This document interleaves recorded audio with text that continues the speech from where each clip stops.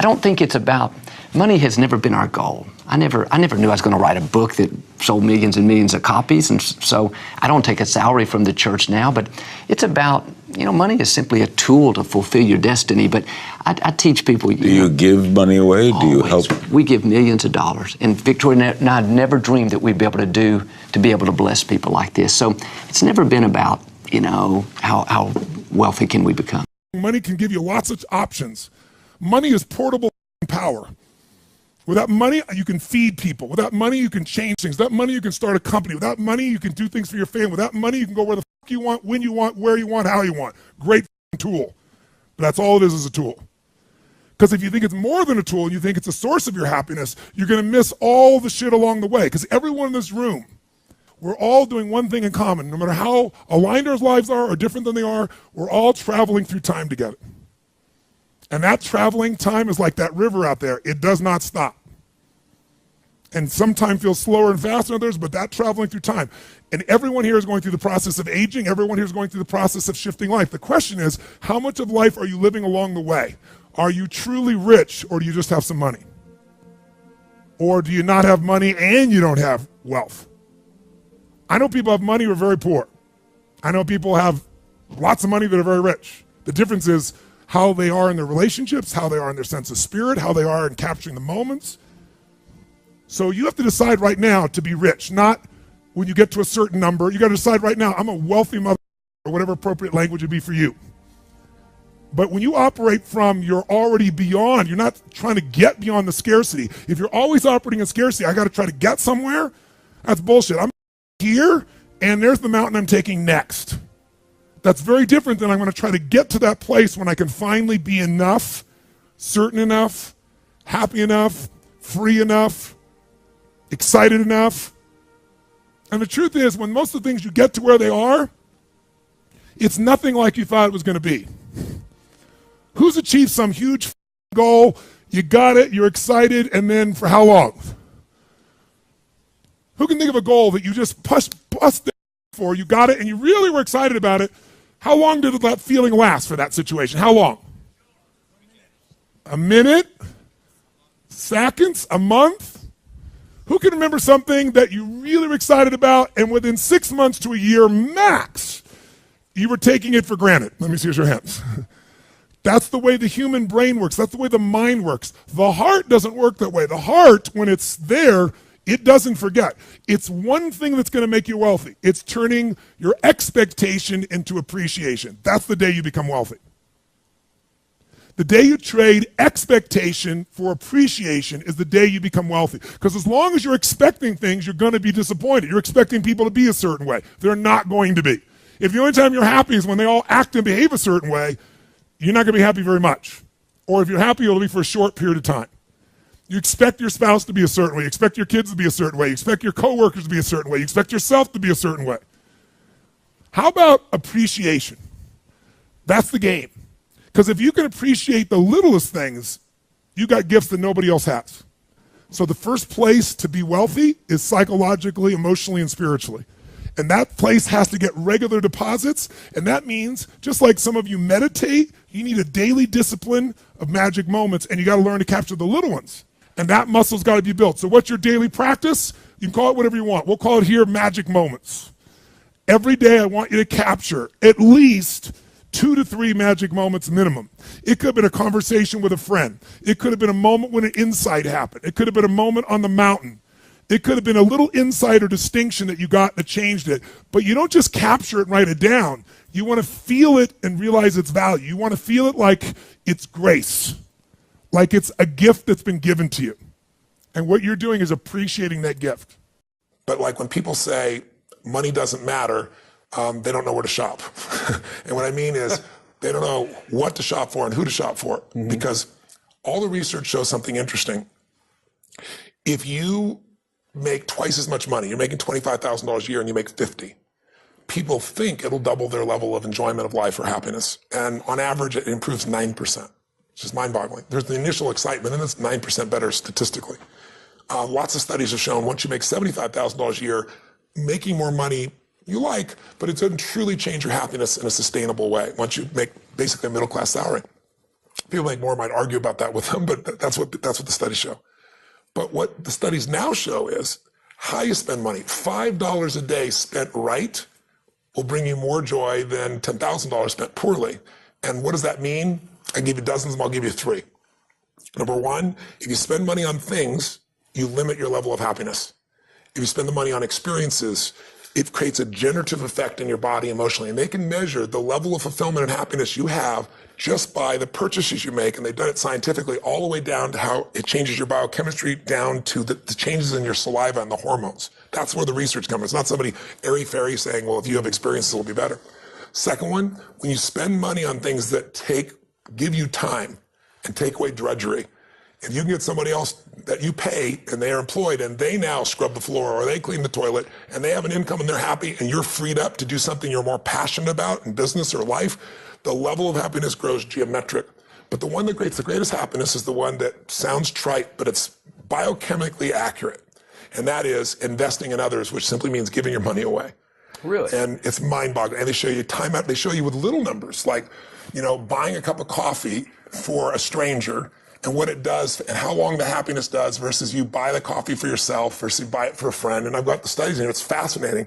But what I can tell you from my own life experience, like, the people that I know that are the happiest on earth are not the people with the most money. I know I got a lot of clients, as you well know, that are billionaire clients, and a lot of them come to me because they want me to do something with their business, but invariably I'll see there's something going on with them too that makes them unhappy. It doesn't matter how much money they have. There's people with $1 billion and they still live in scarcity. It doesn't matter how much money they have, right? By the way, I asked that question of everyone I interviewed. I said, does financial pressure ever go away? 85% said no. And the average. You can imagine how much it would increase proportionally. Well, for a few it didn't, but for most of them it did. They felt more responsibility. They had more got to manage, more they got to do. So if you think financial pressure is going to go away just by having money, they just learn to handle it differently. They have a totally different experience. But I'm juiced about people seeing how they can use the money that makes joy happen. Like, I love to do things where it's a total surprise. I remember when I had very little money, I was just getting started. I grew up in a very tough environment, and my mom always loved the ocean, and we lived in the San Gabriel Valley of LA where they had smog alerts and you couldn't go outside for a couple of days. It was horrible. And I called my mom up and I said, this was early in my career, and I said, come meet me in Huntington Beach. There's a condo I'm considering getting on the beach. I'm considering living on the beach, Mom, but I want your feedback, what you think. So she drives down to meet me. I'll never forget, I just looked around, she goes, oh my God, smell the air, it's so fresh, and this is the dream, to live on the beach, and my son's gonna live on the beach, and I show her the condo, and she's like, oh my God, this is incredible. And I said, you sure, do you really think we worth it? She goes, I don't care what it costs. She said, if you can get in, you get this. And I said, you feel that strong? She said, yeah. And then I said, it's yours, and I handed the keys. What a day. And it was like, my mom's passed away a long time ago, but it was one of those days that to this day, I can remember the feeling and the experience of like, holy shit. You don't get that by buying something for yourself. Yeah. You don't get that by, earning a bunch of money. It's beautiful to have those choices.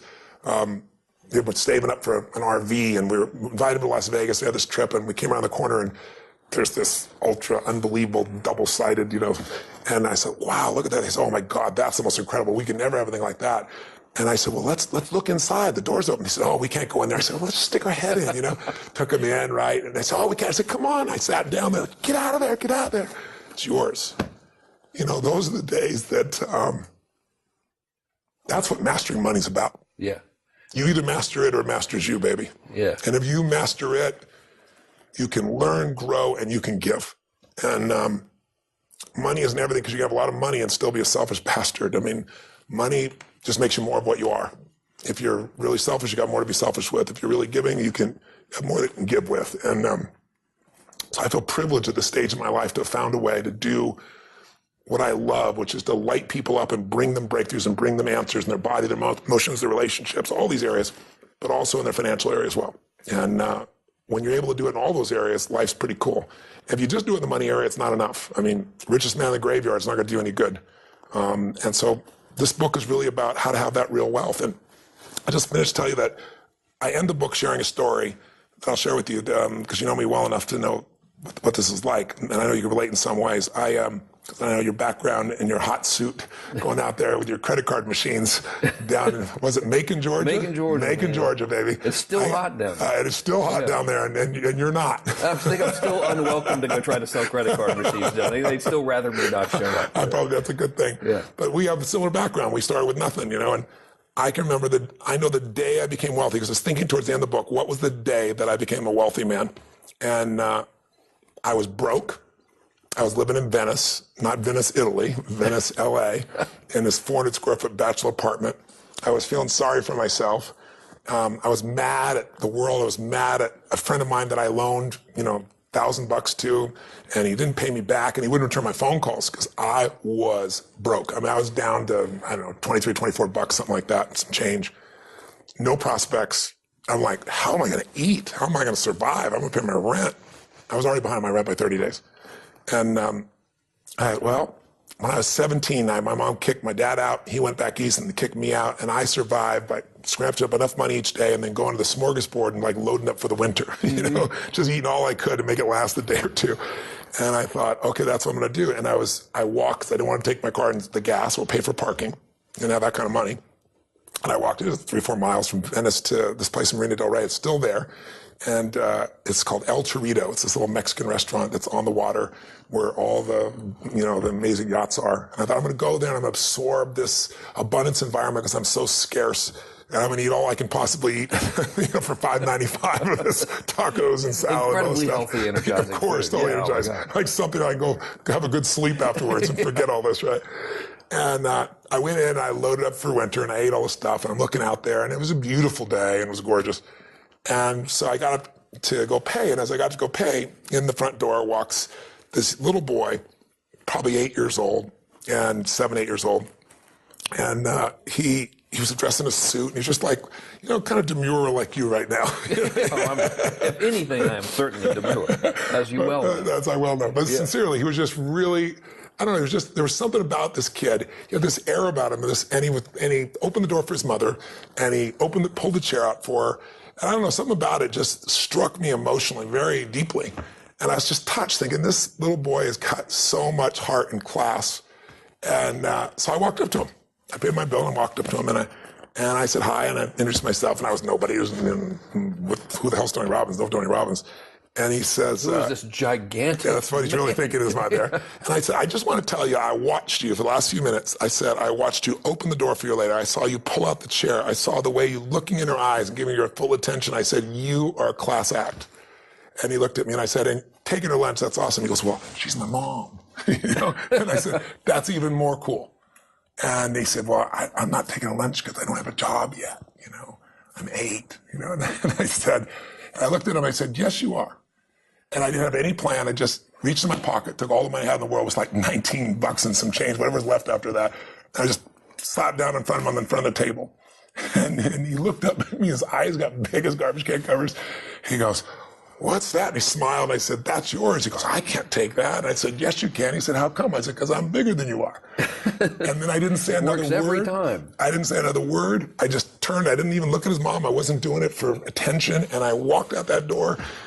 And I didn't walk out that door. I flew out of that door, man. I had no car. Walking home, I just felt like so alive. I felt so free.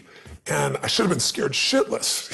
I got no money. I don't know where I'm going to feed myself. You gave away last minute. There wasn't an ounce of fear in me. It was like in that moment, scarcity died. It just died. It was out of my life. And I went home that night and I had no clue what I was going to do, but I was like excited and inspired, and I started writing out this plan, and I thought, well, people fast all the time. I can fast for 4 or 5 days. It's probably good for me. Meal. I could eat it after that meal. And I got this little plan in my head, and I'm going to work it out. And I woke up the next morning and I had no fear in me, and I'm going to go work my plan, and the old snail mail arrived. And there I get this old envelope in the old days, right? Tear the thing open, and it's a check from the guy who wouldn't even return my phone call for more than $1,000, either some interest in, and $1,200 in those days would cover my butt for 2 weeks to a month, right? It was like, and I started to cry, and I'll never forget. I was thinking to myself, what does this mean? And I decided that meant that I was being rewarded for doing what's right.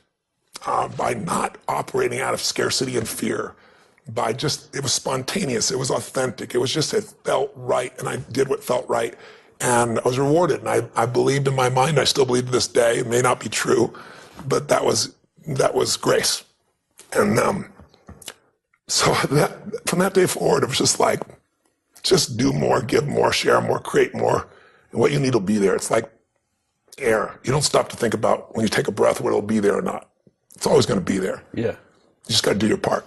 So I'm emotional about it because even though it's been decades and decades since that day. Well, look what the guiding principle has created. And that's why I say I look at my life today and the millions of people I've had a chance to serve and be a part of, and who my friends are, and the life I get to live my life with today. It's just the rewards, the karma, if you would, corny as it may sound. And so, for me today, just recently, I was thinking about it. It's probably why I'm so emotional. I was thinking about where this journey began for me, my desire to serve. Every day before I get on stage, I do this thing to whip myself into a peak state, and then my last words are, "Use me, Lord." That's my prayer. And every day my goal is to be a blessing in people's lives. And I've written a book that when I was done, I'm probably feeling that too. It's a 4-year journey. It's the best of what I found on the face of the earth. And I know anybody picks it up who's sincere and just even applies a small portion of it, their life will be altered, and it'll be altered for the better, and that karma continues. And I also know part of this is, up front, I'm not waiting for a book to sell. I didn't do some feeding promotion. I wrote a check for 55 million people to be fed, which, since I couldn't even feed myself back then, feels pretty unbelievable. And I know I've done my part. I also know grace has been a part of that. And for that, I'm grateful. Well, we're all grateful for you.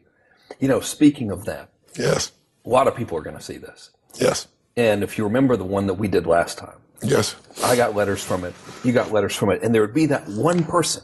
They say, I watched the video when I was in this condition, and then you said that one thing. Yeah. And then I applied it. Yeah. And things turned around for me. And I'm wondering if you could think about who that person is and tell them that one thing right now, what would it be? It's a great question. There's so much to pull from. But at my core, my mom wanted me to be a truck driver because that would mean I would make $24,000 a year if I went to Truck Masters. And that would be twice what my father made. And she thought that would happen. But something inside of me said, I don't want to drive a truck. There's something else that matters more to me. And I decided I was not going to go for money instead of passion. And the rewards have been pretty amazingly better than being a truck driver. It's not bad being a truck driver. It's just not what I was after. And I look back, and one of the things that helped me was my original teacher, Jim Rohn, who was a personal development speaker I went to hear when I was 17. He said something the first time I heard him, and he said, it's really simple. If you want life to change, you got to change. If you want life to be better, you've got to get better. It's the only way it happens. And luck will show up for people and it'll leave them. But if you're constantly improving who you are and what you give, game over. And he also told me something about economics that I never forgot. He said, economics is really simple. The world really is simple. If you will find a way to add more value to other people's lives than anybody else does, then you'll never have to worry about that area of your life. And if you look at it, most of us don't realize you can add a lot of value and be a school teacher and add enormous value. And unfortunately, in our society, you won't get paid well. But as I show in the book, if you add value to more people, instead of 30 children, there's a school teacher in there that makes $2 million a year. And he does it with the web, and he does it by coaching. He's from Japan, and it's quite extraordinary. So if you do want to earn more, adding value, there's a way. You can also add value and make no money. You can also add value and give it away, and you still earn more. It's like the joy that we get from that giving that we talked about. Of all things we talked about, the things that brought me to tears is thinking about how far it's come and all that's come in the life from that day when I did what's right. And the other time I've been in tears is thinking about, what I did for my mom and things of that nature. Those ultimate rewards come from giving. So if you work at McDonald's, there's nothing wrong with it. But the reason you make $7.25 an hour is lots of people can do that. Mm-hmm. If you're David Tepper, last year, he made $3.5 billion. I'm not saying that should be aspirational for you, but it's because he found a way to do something nobody else did last year, which is get a 42% return. Find a way to add more value. If you can figure out what you're most passionate about, find a way to do it in a way that adds more value to more people, then economics will never be a question for you. But more important, you'll be wealthy because you'll know that you're a giver, not a taker in this world. And I think putting ourselves in that position is maybe the greatest gift we can give ourselves and everybody else. Well, I think you've certainly given a lot with this book. I mean, it's a hell of a thing. Curls. 4 years. Yeah, it's 4 years of my life. And I mean, I've kind of been along for the journey. What's going on? I'm writing this book. I'm on page 7. It has taken me forever to get to page 7. Then a year later, and it's about 100 pages in, 3,000 hours. So, guys, read it. I'm pretty sure it's safe to say that their purchase is not going to really make a significant difference in your life. So no, I'm not getting any money from it at all, not a penny. Yeah, we're not in the book selling business. Not even slightly, no. In terms of... But their investment will not only change themselves, but I'm feeding 50, if you sell 1 million copies, which is the average what I've done in the past, then there'll be 50 people fed just by you getting this book. So not only do you benefit, but other people benefit as well, which is a pretty cool thing. Can't go wrong. Empower yourself, empower other people. Do good things. You will be rewarded. Thanks for doing the interview, man. It's been a pleasure. It's been great to see you and be with you again. Yeah.